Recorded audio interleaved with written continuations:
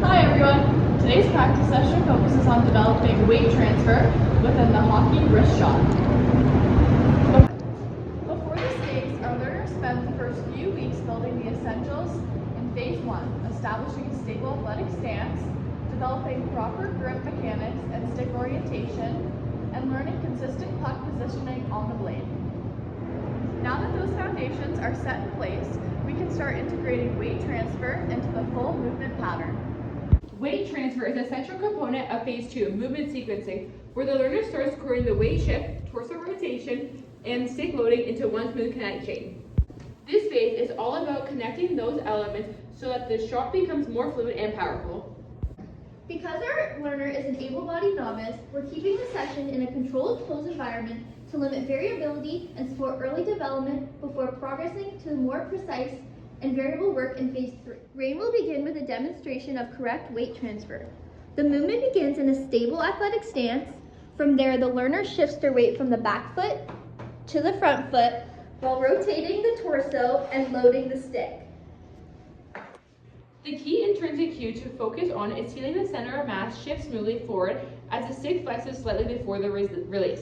According to Adams' closed-loop theory, developing this kind of sensory awareness helps the learner build a stronger reference of correctness, important for this stage of skill acquisition.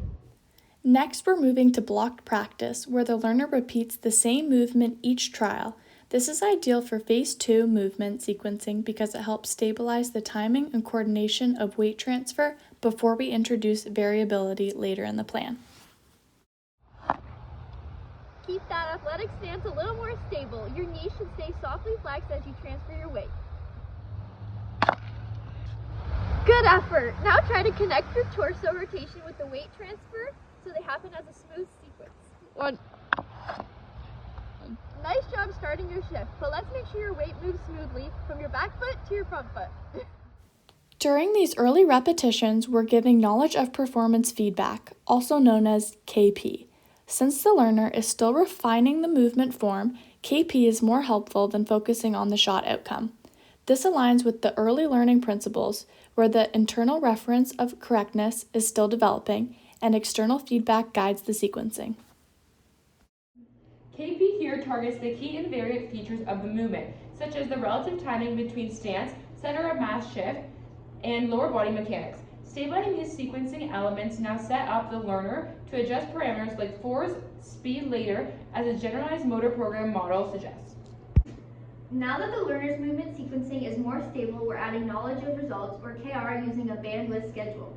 With bandwidth KR, feedback is only given when the shot falls outside a preset error zone. This reduces feedback frequency and helps prevent the learner from becoming dependent on external guidance. This one is in the bandwidth, so no KR is needed. That one fell outside the acceptable bandwidth, so KR is delivered. This type of terminal outcome-focused feedback tells the learner whether the goal was achieved without giving corrective movement cues. This selective KR schedule promotes long-term learning because I am not getting feedback every trial. According to the guidance hypothesis, too much feedback can create dependency, but reduced occasional KR strengthens error detection skills and retention. Now we're adding a delay before giving KR. This short pause helps the learner reflect on their own movement and interpret the sensory feedback they felt during the shot. During that pause, the learner has a chance to judge the outcome for themselves. Before I provide KR, I'll ask a quick subjective estimate so they can actually practice evaluating their own performance. That one left of where I was aiming. Exactly! It landed left of where you were aiming! To wrap up the session, we add a short set of random practice by slightly changing the puck position between shots. This introduces mild contextual interference, which requires the learner to reorganize the movement plan each time. Even this small amount of variability encourages deeper processing. The learner now has to compare and adjust each attempt. This does not overwhelm the novice who is still stabilizing the movement sequence. This session strengthened my ability to coordinate a smooth forward weight shift within the wrist shot sequence. By practicing the movement in a structured way and gradually adding just the right amount of variability and outcome feedback, the learner improved their ability to organize the kinetic chain and interpret their own performance. With this foundation in place, the learner is now ready to progress to phase 3, where we'll shift toward refining accuracy, regulating shot force, and selling.